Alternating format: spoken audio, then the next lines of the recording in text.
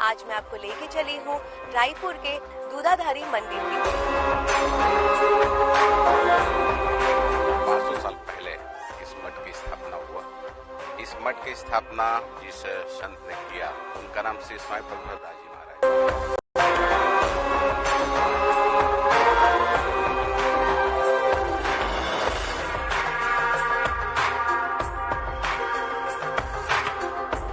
जीवन के दूध के हार की ये मंदिर 16वीं शताब्दी में बनाया गया था। हनुमान जी महाराज का सारा शरीर पूर्व दिशा में है। वो सिर्फ दूध पे ही जीवित रहते थे।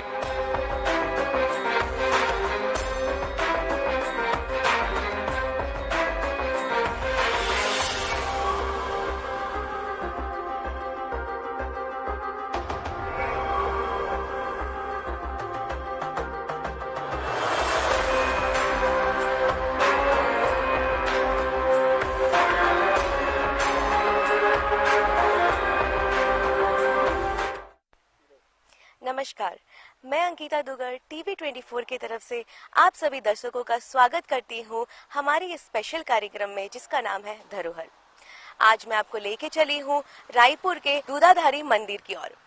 आज मैं आपको बताने वाली हूँ इस मंदिर का इतिहास, इस मंदिर का नाम दूधाधारी क्यों पड़ा, और बातें करेंगे आम जनता से और यहाँ के पंडित जी से और जानेंगे इस मंदिर का इतिहास।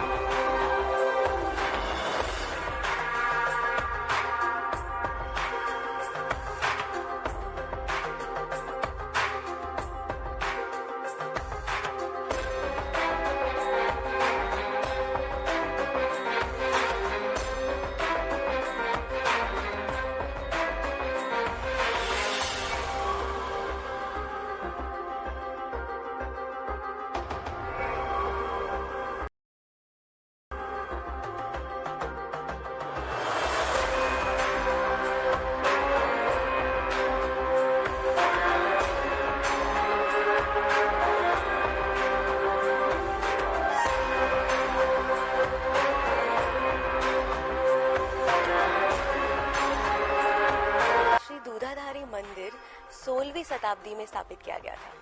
क्या आपको पता है, श्री बालभद्र जी महाराज इस मंदिर को स्थापित किए थे। कहा जाता है कि उनके गुरु थे इष्ट हनुमान जी। वो यहाँ के हरे भरे पेड़ पौधों के बीच में बैठ के यहाँ पे अपना समय व्यतीत करते थे। कहा जाता है यहाँ पे 3 मंदिर है, राम जानकी माता मंदिर, हनुमान जी व बालाजी मंदिर। कहते हैं कि वो सिर्फ दूध का सेवन करके अपना जीवन व्यतीत करते थे, तो इसीलिए उनका नाम दूधाधारी कहा जाता था। पर इस नाम को उच्चारण करने में तकलीफ ना हो इस वजह से इस मंदिर का नाम दूधाधारी मंदिर रख दिया गया था। आइए आपको दिखाते हैं इस मंदिर की कुछ झलकियां, और यहाँ पे आपको दिखाएंगे कि राम सेतु पत्थर जो आज भी यहाँ पे मौजूद है, और सैकड़ों जो भक्तजन हैं वो आते हैं और इस पत्थर का दर्शन करते हैं। आइए आपको दिखाते हैं।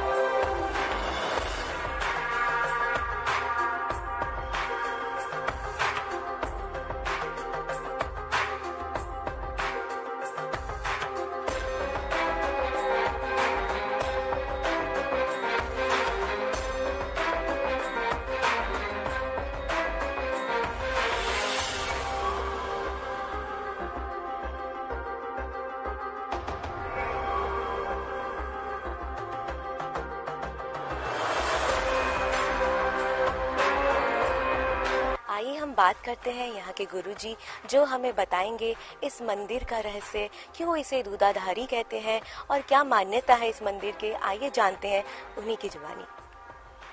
नमस्कार पंडित, जय श्री राम। हम जानना चाहते हैं कुछ इतिहास इस मंदिर के बारे में, इसकी कहानी, ये कितनी पुरानी है और क्या मान्यता है इस मंदिर की। छत्तीसगढ़ की राजधानी रायपुर में स्थित यह श्री दूधाधारी मठ है, जो आज से लगभग 500 साल पहले इस मठ की स्थापना हुआ। इस मठ की स्थापना जिस संत ने किया उनका नाम श्री स्वामी बलभद्रदास जी महाराज। जैसे आपका हमारा नाम है वैसे उनका भी नाम श्री स्वामी बलभद्रदास जी महाराज, लोग उन्हें उस नाम से जानते थे। और वो अपने जीवन के दूध के ही आहार किए, दाल चावल फ्रूट कुछ भी नहीं खाए, कल दूध पी करके रहते थे। इसे उन्हें दूधा आहारी कहा जाता था। और धीरे धीरे अपभ्रंश होकर के जो लोगों को बोलने सहज लगने लगा वैसे बोलने लगे, तो दूधा आहारी से वो दूधाधारी हो गए। अब स्थान के नाम उनके नाम समर्पित है। रहने के लिए भगवान बालाजी का, रघुनाथ जी का, शंकर हनुमान जी का मंदिर है, लेकिन दूधाधारी मठ के नाम से जानते हैं और शिष्य परंपरा यहाँ चलता है। ये स्थापना की है श्री स्वामी बलभद्रदास जी महाराज, ये दूधाधारी महाराज नाम से जानते हैं। सबसे पहले यहाँ के श्री महंत वो रहे हैं, अभी से मैं हूँ। ऐसे करके यहाँ की 9वीं पीढ़ी चल रही है, बीच में 7 और हो चुके हैं, तो शिष्य परंपरा से 9वीं पीढ़ी है जी। आप हमें बताइए इस मंदिर के बारे में कुछ, कहाँ पे क्या स्थित है, और वो राम सेतु जो पत्थर है उसके बारे में आप कुछ बताइए हमें। जी, ये दक्षिण भारत में रामेश्वरम है, हमारा तीर्थ स्थल है और वह 4 धाम में एक धाम है और 12 ज्योतिर्लिंग में एक ज्योतिर्लिंग है। तो वो रामेश्वरम हम लोग दर्शनार्थ गए थे दर्शन करने के लिए, और वहाँ पंचमुखी हनुमान जी हैं, वहाँ के महंत जी ने हमको यह सेतुबंध रामेश्वरम से मिला हुआ तैरता हुआ पत्थर हमें उन्होंने दिया। और ये 2 पत्थर उन्होंने हमको प्रदान किया था, एक शिवनारायण में है और एक दूधाधारी मठ रायपुर में, और वह जल में तैर रहा है। और जो ही दर्शनार्थी आते हैं भगवान दर्शन के साथ साथ उस सेतुबंध रामेश्वरम को उस पत्थर का दर्शन निश्चित रूप से करते हैं जी। तो आप हमें बताइए कि कौन से समय, किस समय सबसे ज़्यादा जो भक्त हैं उनकी भीड़ सबसे ज़्यादा होती है इस मंदिर में, कौन से ऐसे पर्व पे सबसे ज़्यादा यहाँ पे लोग आते हैं? श्री दूधाधारी मठ का वैसे 5 उत्सव विशेष रूप से है। वैसे तो यहाँ 365 दिन महोत्सव होते रहता है, और हम भारतीय संस्कृति सनातन धर्म का छोटे बड़े सभी उत्सव मनाते हैं, लेकिन 5 उत्सव हमारे यहाँ का मुख्य है, जिसमें मर्यादा पुरुषोत्तम राघवेंद्र सरकार जी का जन्मोत्सव रामनवमी का, भगवान कृष्ण का श्री कृष्ण जन्माष्टमी, विजयादशमी दशहरा, और वैसी ही हम लोग दीपावली का पर्व पूरे 5 दिन तक के मनाते हैं, और होली का महोत्सव। ये यहाँ का मुख्य 5 उत्सव हैं। लेकिन इसके बाद जितने भी छोटे बड़े उत्सव हैं उन सबको हम लोग मनाते हैं। ये परंपरा प्रारंभ से ही निर्माण, ये जब से इसकी स्थापना हुई है तब से चली आ रही है। ये सामने आप देख रहे हैं, ये दूधाधारी महाराज जी का समाधि स्थल है, और ऐसी मान्यता है कि दूधाधारी, जैसे आज हम लोग दातुन साफ करते हैं अपने दातुन से अपने दांत को, वैसे ही महाराज जी भी नीम का दातुन किया करते थे। ऐसी मान्यता है कि प्रथम उन्होंने जब अंतिम दिन प्रातः काल दातुन से अपना दांत साफ किए और यहाँ पे 2 सीढ़ी कर को गड़ा दिए, और वो यहाँ समाधि स्थल में बैठ गए। ऐसी मान्यता है कि वो सशरीर समाधि लिए हैं, वो कहाँ गया किसी को पता नहीं चला। और कुछ दिन के बाद वो जो 2 चिड़ी यहाँ गड़ाए थे वो पेड़ का रूप धारण कर लिया। और बताते हैं कि 1964 में जब आंधी तूफान आया तो वो दोनों पेड़ गिर गया था, और वहीं से 2 कंसा फिर से निकला, जो आज भी यहाँ उपस्थित है। और हमारी ऐसी मान्यता है कि दूधाधारी महाराज जी आज भी हमारे मध्य में है, और उन्हीं के आशीर्वाद से ही यह सब सेवा कार्य चल रहा है, और उन्हीं कृपा से ही ये सेवा कार्य हो रहा है, ऐसे हम लोग मान के चलते हैं। और ऐसे भी मान्यता है यहाँ पे सुनने में आया कि सीढ़ियाँ जो है वो दक्षिण की तरफ ऐसे कुछ है, सीढ़ियों का भी कुछ है यहाँ पे मान्यता कि वो जैसे अलग अलग मंदिर में होते हैं यहाँ से कुछ अलग है, यहाँ की सीढ़ियों का भी कुछ ऐसा इतिहास है।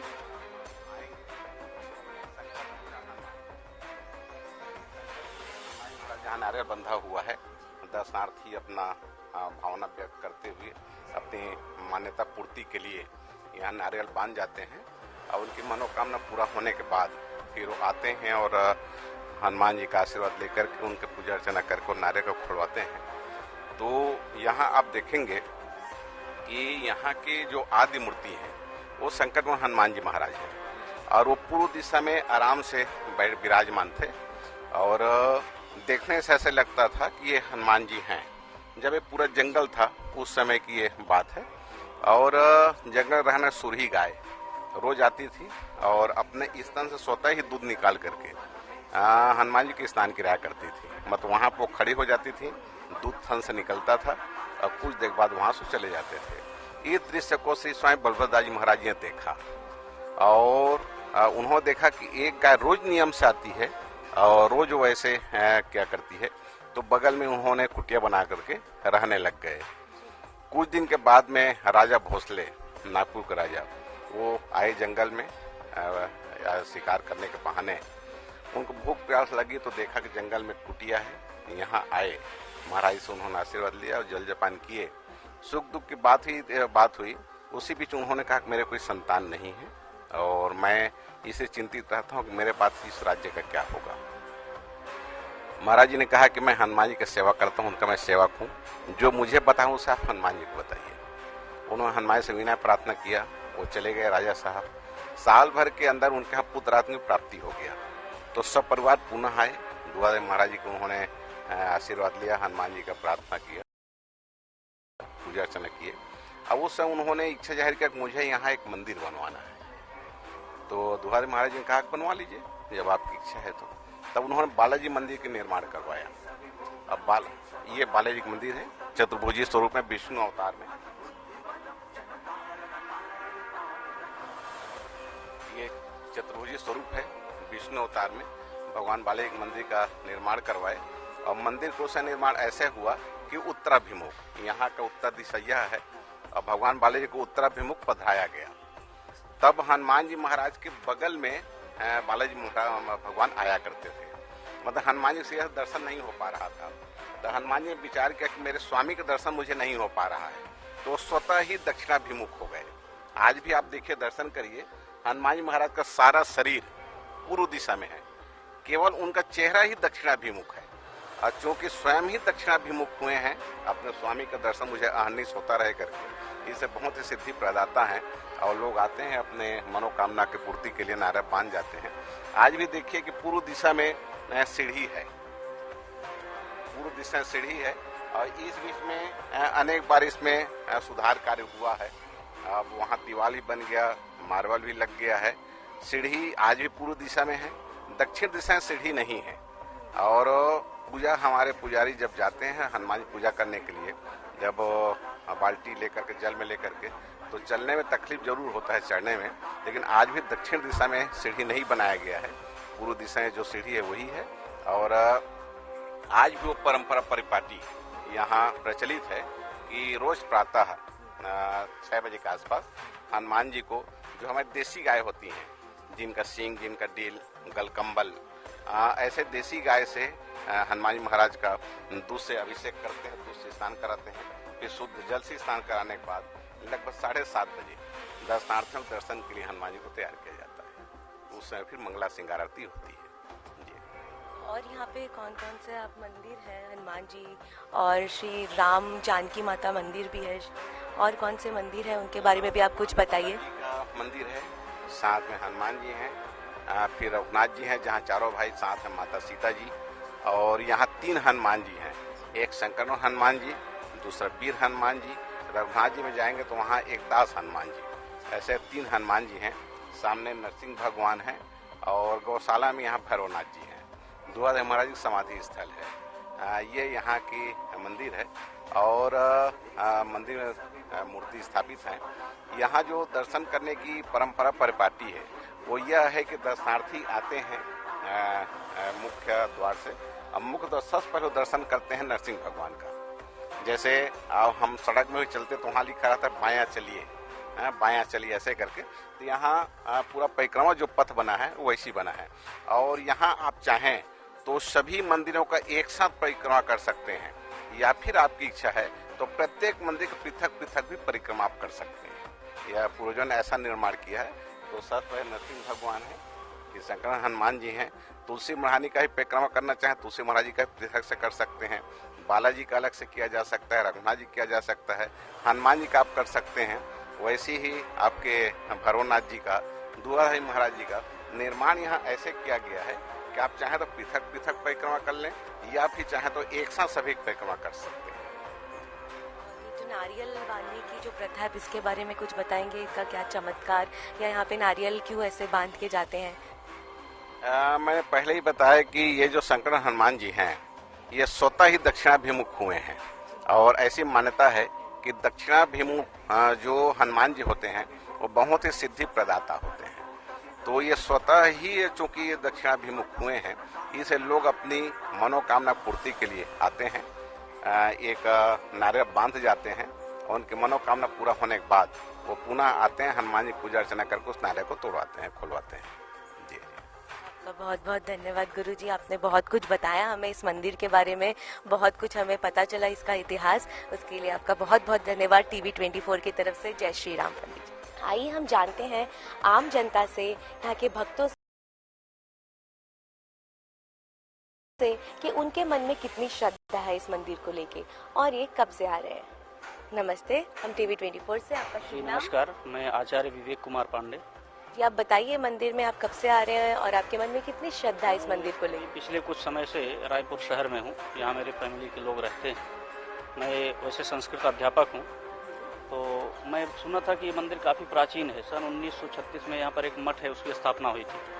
उसके बाद से ये दूधाधारी मठ के नाम से है और वैष्णव संत के द्वारा चलाया जाता है। और ये मंदिर में यहाँ पर स्वयंभू शिवलिंग और ऐसे भगवान विष्णु और इस प्रकार से अनेक जो है प्रतिमाएं हैं जिनकी लोगों के प्रति आस्था है, जनता की आस्था है, लोग आते हैं यहाँ और बहुत ही प्राचीन है। इधर पूरे शहर में बहुत ही प्रसिद्ध है, हमेशा लोग आते हैं, दर्शन लाभ लेते हैं।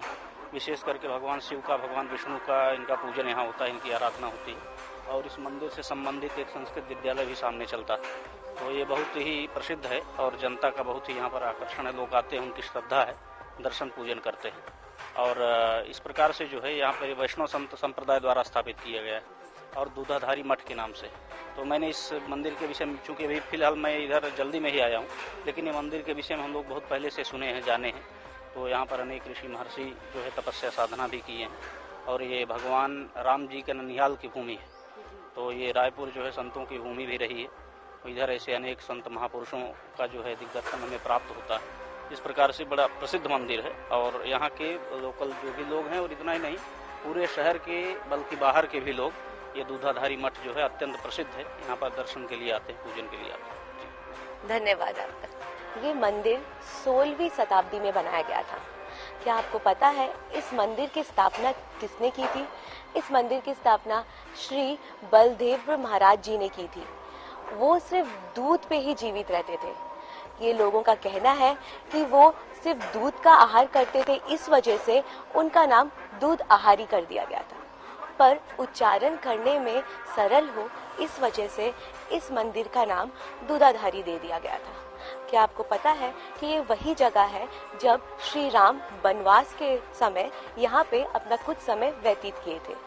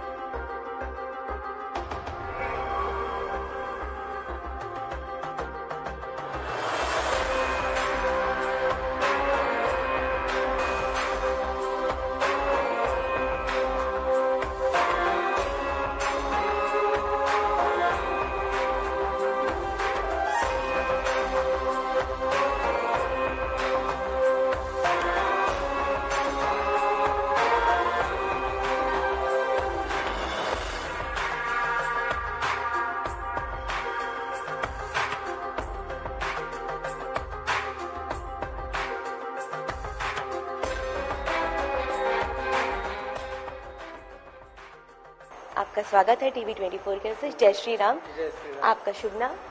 मेरा नाम राजकुमार साहू। मैं आप इस मंदिर में कब से आ रहे हैं और आपके मन में कितनी श्रद्धा है इस मंदिर को लेके? एक्चुअली हम तो ऐसे बेमेतरा जिला का निवासी है, लेकिन हम सुने जरूर थे कि यहाँ रायपुर में दुधाधारी भगवान श्री राम, लखन, भरत, शत्रुघ्न, माँ जानकी भक्त हनुमान का मंदिर है। लोग बहुत दूर दूर से आते हैं, दूर दराज से अपने मन्नत लेकर, लेकिन आज तक की उसकी मन्नत पूरा हुआ है। वही आशा और विश्वास के साथ हम भी आज दर्शन करने के लिए आए हैं। और हम तो दोपहर में और आए थे, लेकिन बताया रहा था कि 12 बजे बंद हो जाते हैं करके, 4 बजे आना करके, तो 4 बजे हम आए। फिर भगवान राम की आप लोगों के सामने साक्षात दर्शन हुआ। धन्यवाद आपका। जी, आपका शुभ नाम? तारनी साहू। आप बताइए, आप कब से आ रहे हैं इस मंदिर में और आपके मन में कितनी श्रद्धा है? आपको कैसे पता लगा इस मंदिर के बारे में? मेरा नंदन रहता है यहाँ, वो लोग बताया कि मंदिर है वहाँ जाएंगे ऐसे करके, तो हम लोग आए दोपहर में और आए थे, तो बंद है ऐसा करके बताया ना, तो अभी अच्छा शाम को 4 बजे आए। धन्यवाद।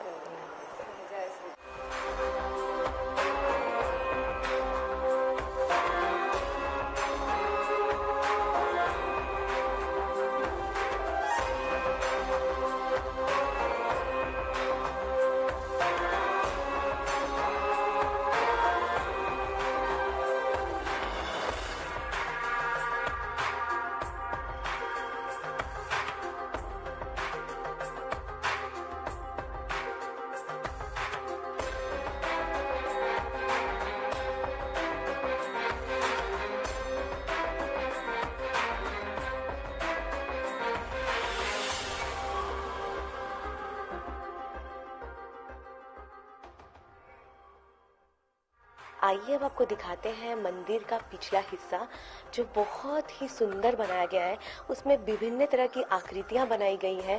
पहले के ज़माने में कैसे इस मंदिर को बनाया गया था, इतने सुंदर तरीके से इसमें बहुत सारी मूर्तियां, हाथी और भी अलग अलग तरीके से बहुत कुछ बनाया गया है। आइए आपको दिखाते हैं इस मंदिर का पिछला हिस्सा।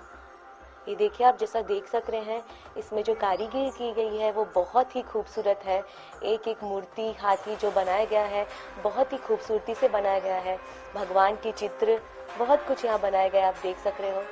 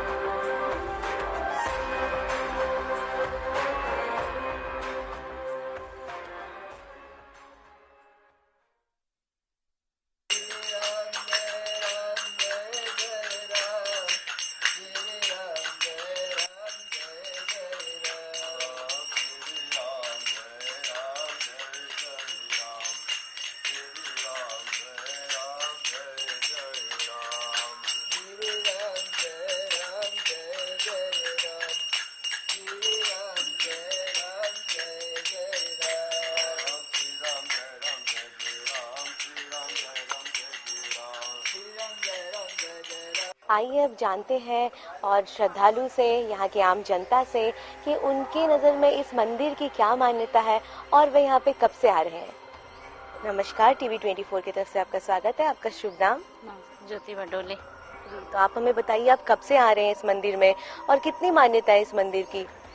मैं तो यहाँ पहले बार आई हुई हूँ, मतलब मुझे भी किसी ने बोले हैं कि यहाँ की मान्यताएं बहुत है, यहाँ पे हर मनोकामनाएं पूरी होती है। इसी का हमने भी सुना है कि हाँ मनोकामनाएं पूरे होते, तो हमने भी चले जा कर के देखे, इसलिए आज हमने भी भगवान के दया से आज हमारा बुलवा आ गया था, हमने भी आ गए यहाँ पर दर्शन के, भगवान के दया से आज हम यहाँ पहुँचे हैं। धन्यवाद आपका। जय श्री राम। आपका शुभ नाम? हीरा नीलवंकर ब्राह्मण। जी, आप हमें बताइए कुछ इस मंदिर के बारे में, और आप कब से आ रहे हैं? आपके मन में कितनी श्रद्धा है इस मंदिर को लेके? बहुत श्रद्धा तो बहुत है, लेकिन समय ही नहीं दे पा रही यहाँ आने के लिए, लेकिन आज आई हूँ। और हमारे नानी दादी लोग से सुने कि यहाँ का जो पीछे में ना नीम पेड़ है, तो बोलते हैं कि महाराज दातुन करके उसको चीरा लगा के फेंके, तो वो पूरा 2 पेड़ जग गया बोलते है ना। तो उसका मान्यता तो फिर रहेगा ही ना, है नहीं। और बहुत प्राचीन भी है ना, तो मनोकामना तो सबका पूरा होता है, बस श्रद्धा रहना चाहिए, है नहीं। धन्यवाद। धन्यवाद आपका। जय श्री राम। आपका शुभ नाम?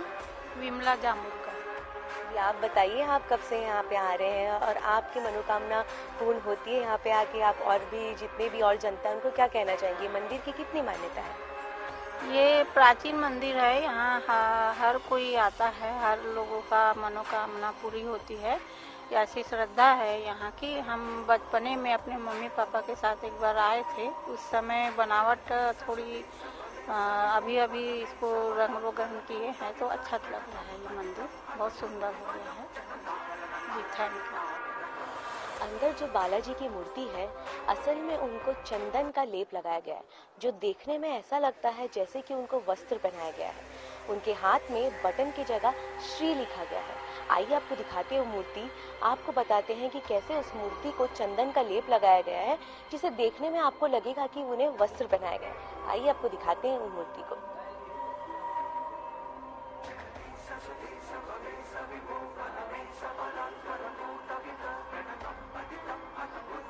जैसा कि आप देख सक रहे हो, इस मूर्ति में पूरी तरह ऊपर के हिस्से में चंदन का लेप लगाया गया है। ये इस कारण लगाया गया है कि गर्मी के दिनों में जैसे हमें ठंडक मिलती है चंदन से, वैसे ही श्री भगवान बालाजी को भी इस चंदन से ठंडक मिले।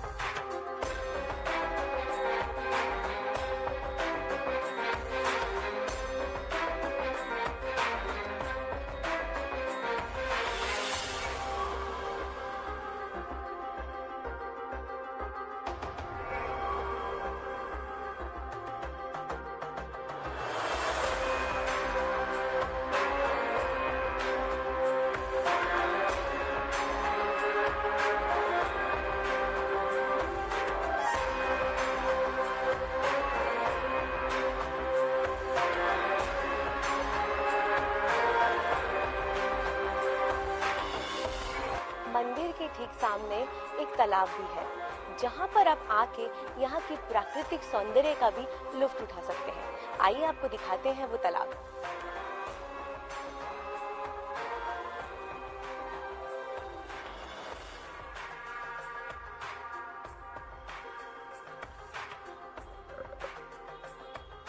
तो अब वक्त हो चला है आपसे विदा लेने का।